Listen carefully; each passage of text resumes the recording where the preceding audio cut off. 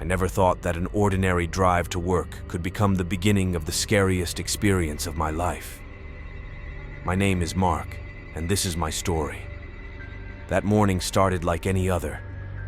I woke up early, had breakfast, and set off to work in my car. The road was familiar. I drove it every day. I turned on the radio, listened to my favorite music, and enjoyed the pleasant morning sun illuminating the city.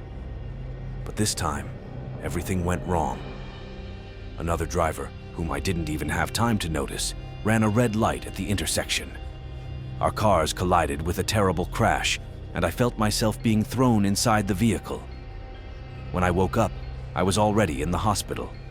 I slowly opened my eyes and saw a white ceiling, smelled disinfectants, and heard the quiet hum of the medical equipment working nearby. The doctors said I had broken my arm and possibly suffered a concussion. I needed to spend a few days under observation to rule out more serious injuries. The first few days in the hospital were quite calm. Nurses came to check on me, and I tried to recover and get used to the pain in my arm. They brought me food, helped me change clothes, and did everything possible to make me feel comfortable. But everything changed at night. One night, as I lay in bed trying to fall asleep, I felt that someone was watching me. These feelings came suddenly when the room was dark, with only a small night lamp on the bedside table casting a dim light.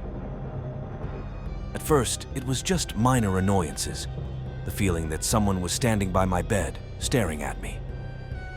I opened my eyes but saw no one. This went on for a few minutes, and I thought it was just my imagination, heightened after the accident. But soon it got worse. The next night, I felt again that someone was watching me. The feeling was so strong that I couldn't sleep. I got up from the bed and walked to the door. I opened it and looked into the corridor. No one. But when I returned to bed, I noticed that the night lamp was now shining dimmer than before. That was just the beginning. I decided to contact the hospital administration. When I asked if a nurse could have checked on me at night, they said it was impossible. All checks are done on schedule, and at the time I felt the presence, no staff were nearby. The doctor suggested it might be a consequence of the concussion and advised me not to worry. But I was worried. Each subsequent night became worse. One night, I heard a light tapping on the window. Again, the feeling that someone was standing by the bed returned. I sat in the darkness, listening to every sound. The tapping on the window repeated, now louder. I quickly got up and went to the window, but there was no one behind it. It seemed that my imagination was playing tricks on me again. Returning to bed, I heard a new sound, like someone scratching the door with claws. It was a quiet but distinct sound that made my blood run cold. I could no longer endure this horror. I called the police. When the police arrived, they inspected my room and the entire hospital, but found no one. They said that maybe I really heard something, but it could be just ordinary hospital noises. They advised me to rest and try not to worry, but I couldn't sleep anymore. Each night brought new horrors.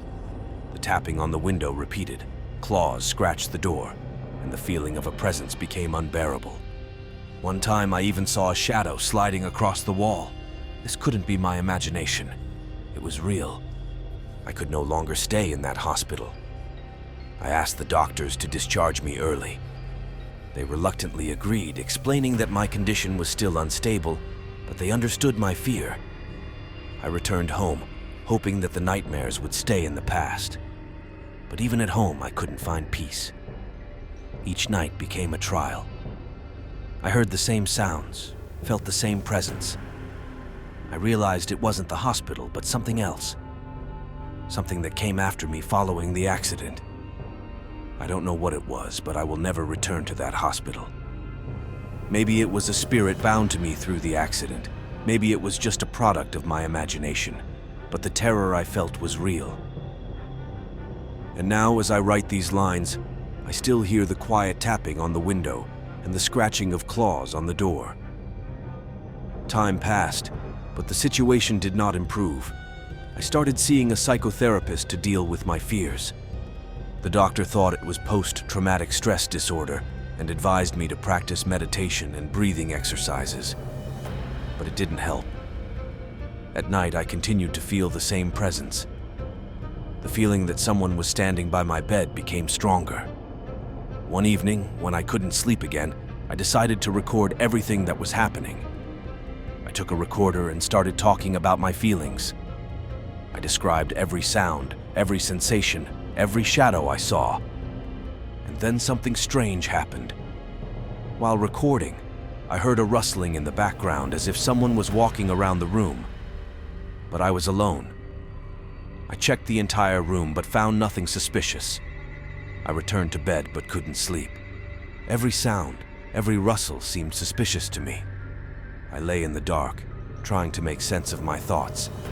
And then I heard it again, the tapping on the window. I got up and walked to the window. No one was behind it. But when I turned around, I saw a shadow quickly gliding across the room. I could no longer endure this horror. I decided to move to another place, far from this house. I found a small house on the outskirts of the city and moved there. I hoped it would help me find peace. But even here, the nightmares did not leave me. I heard the same sounds, felt the same presence. I realized it was something more than just my imagination. It was something that was haunting me. Maybe it was a spirit that attached itself to me after the accident. Maybe it was some other force that I didn't understand. But I know one thing. I will never return to that hospital. And every time I hear the tapping on the window or the scratching of claws on the door, I remember those terrifying nights in the hospital and feel the same fear.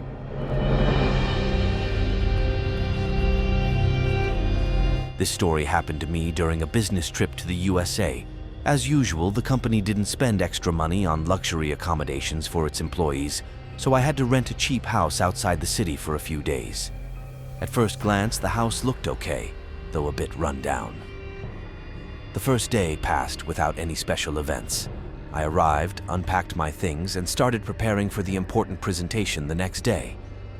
After a long day, I decided to relax a bit in front of the TV. Turning on the old creaky TV, I got absorbed in watching some old movie. The first strange noise came around 10 o'clock in the evening. A quiet knock on the window made me alert. Approaching closer, I looked into the darkness but saw nothing. Maybe it was the wind or some animal, I thought. However, a few minutes later, the knock repeated. This time it was a bit louder and more persistent. I began to feel a slight unease, but again decided it was nothing serious. An hour later, when I was about to go to bed, I heard a creak on the roof. This couldn't be. The house was isolated and no one could climb onto the roof. My heart began to beat faster. I tried to ignore it, but the sounds became increasingly louder and more distinct. Footsteps on the roof, a quiet whisper, creaking doors. All this gave me no peace. I tried to calm down by turning on the lights in every room of the house. However, the feeling of anxiety did not disappear.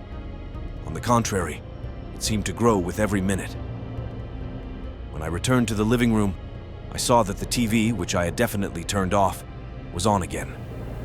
There was only static on the screen, but behind it, a shadow of a person was clearly visible. I felt scared. I turned off the TV again and sat down on the couch, trying to understand what was happening. But no sooner had I sat down than there was a loud knock on the front door. I jumped up and approached the door, trying to collect my thoughts. Opening the door, I saw no one, but on the floor lay an old, cracked postcard. It read, "You shouldn't stay here overnight." My heart began to beat even faster, and the feeling of anxiety turned into panic. Trying to calm down, I returned to the house and tried to call the landlord. However, his phone did not answer. This alarmed me even more. I began to recall all the strange things that had happened that evening and realized that I needed to act. I decided to leave this house, even despite the night. Quickly gathering my things, I left the house and got into the car. However, the car wouldn't start. This was a real nightmare. In desperation, I again tried to call the police. The police arrived in a few minutes. The officers inspected the house and the surrounding area, but found nothing suspicious. They suggested that it could have been the wind or some local animals, but I knew it wasn't. My story about the shadows in the TV and the postcard that had disappeared from the floor didn't get serious attention from them. They just smiled and advised me to rest. I thought about the landlord. Could he be involved in all these strange things? But how? Where could he have hidden in this old house? After the police left, I was left alone with my thoughts and fears, trying to understand what was really happening. The night was hard. I barely closed my eyes, constantly listening to every rustle. The next day, early in the morning, I decided to move to a hotel in the city. I managed to call a taxi, and I left that eerie house without any regret. I would never return to this place and would not even mention it, trying to forget that terrible night. However, the memories of those strange events stayed with me forever. Later, when I was already safe in a city hotel, I learned something creepy about the house where I had spent that terrible night. Local residents told me that the house had a bad reputation. Once a lonely man lived there, who disappeared without a trace. It is believed that his spirit still roams the house, driving away visitors. People said they often heard strange sounds and saw shadows resembling human figures. These stories only confirmed my suspicions. I would never again be able to sleep peacefully in houses outside the city. Every sound, every rustle now causes me concern. And although I understand that all this may be just a figment of my imagination, that night I felt real fear. The conclusion from this story for me is one: never rent cheap houses outside the city, especially if they have a bad reputation. This event taught me to be more careful and attentive to details. And although I try to forget about that night, sometimes it seems to me that the shadows from that house still haunt me in my dreams.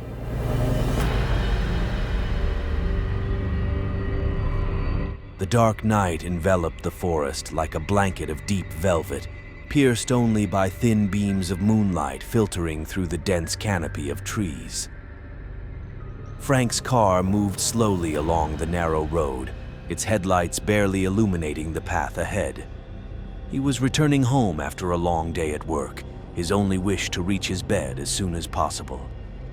Suddenly, the silence of the night was shattered by a piercing scream of a woman coming from the forest. Frank stopped the car and listened. The scream repeated, this time even louder. His heart began to race, a wave of adrenaline rushing through him. Feeling a sense of duty to help, he grabbed a baseball bat from the trunk and headed towards the sound.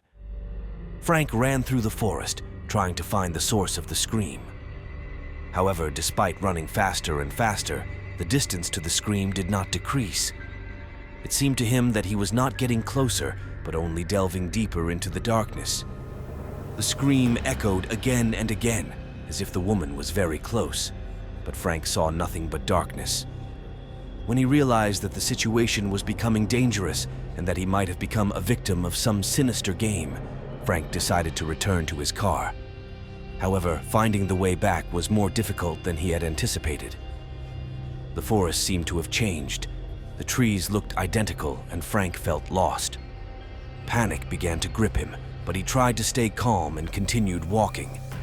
The screams continued to haunt Frank, becoming closer and more persistent. Finally, after what seemed like an eternity, he saw his headlights in the distance. He rushed to the car, collapsing into the driver's seat, and quickly started the engine. The car sped away, leaving behind the eerie forest and its mysterious sounds. Upon returning home, Frank called the police and reported what had happened. The police promised to investigate the incident, but found no trace of a woman in the forest. Frank tried to forget that night, but the screams continued to echo in his head. A week later, the news reported a woman's body found in the same forest. The woman appeared as if she had simply fallen asleep, with no signs of violence. Frank felt a cold dread when he heard the report. He could not understand what had happened that night. Returning home from work, Frank decided to check the baseball bat he had taken with him into the forest. Opening the trunk, he saw red stains on the bat. His heart stopped when he realized it was blood.